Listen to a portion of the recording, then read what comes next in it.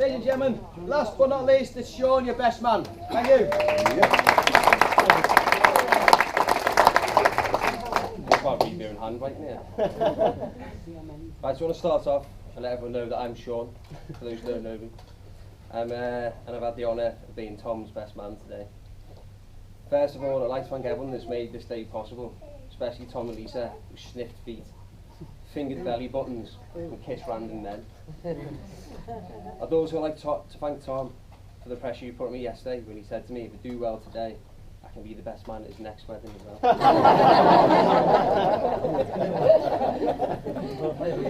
But I would like to let you all do look amazing today, especially the bridesmaids, for only being outdone by the beautiful bride herself. And a little special mention to Jeanette as well, who's the first on the massage list as well. Oh, sorry, Elaine. You're second.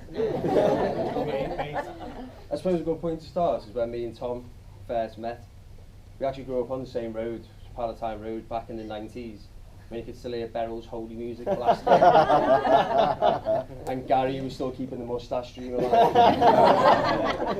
But Tom was actually the cooler, older kid. And actually got a little bit cooler and older when he learned how to drive. And could go in on Friday night to get our blue WKDs. But then looking back, yeah, I've got to question why you're driving around 15-year-old boys on a Friday night, plying them with alcohol.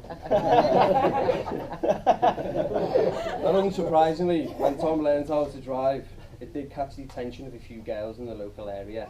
I'm not going to go into any further detail, Lisa, but it was a nice confidence boost for Tom, because beforehand, the only attention he got was from female fans of Emmerdale, who thought he was Marlon Dingle.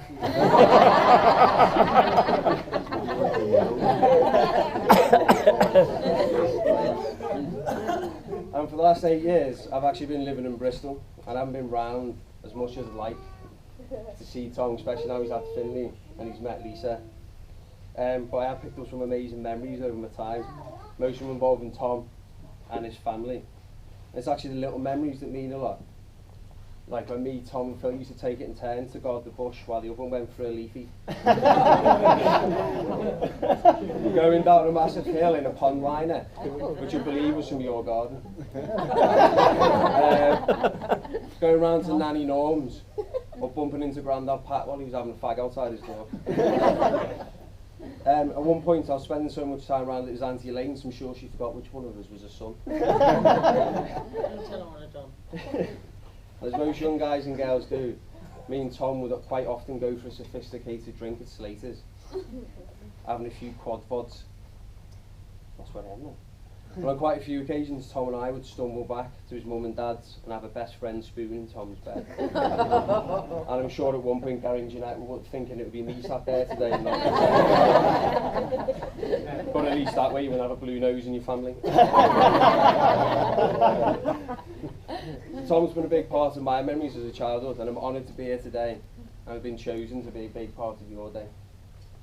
Another memory I have is being sat in the Royal Oak with Tom, and actually at the time I think he's wearing yet an item, and Tom was talking about how beautiful you were and how gorgeous you were and how amazing you were. I remember telling him to text you, saying what's the worst thing that can happen, and actually the best thing that could have happened has happened, and we're stood here today now with you being his bride, with a gorgeous son and a handsome single best friend.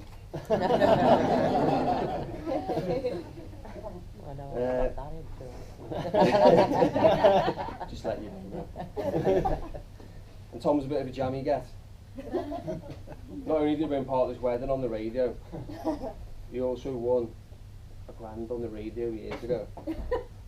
But not to say he doesn't deserve it. There's a reason he's your best mate, and there's a reason I'm still in touch with you now.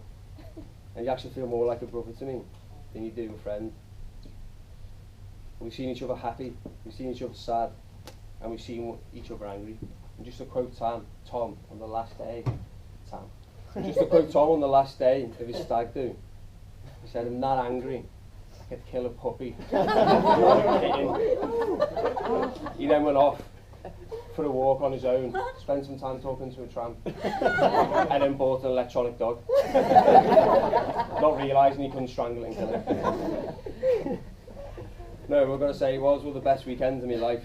I've got to say, Steve, Phil, Your side is one of the funniest ones. It's unintentional, is that? So I come to that point where I'm going to give my own advice as well. And as Tom knows, I'm the best person to give relationship advice. So, this is a bit of audience participation. I need all the couples in the room to just turn around and look at each other and stare into each other's loving and devoting eyes. And remember that statistically that person is the most likely person to murder you.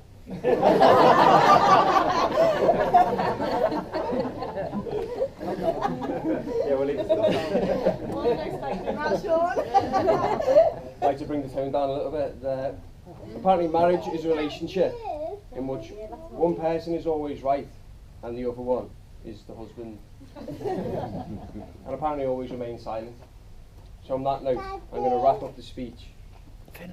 But I want to congratulate you, Tom, on everything. You've got a loving family, you've got an amazing little boy, you've got a beautiful wife.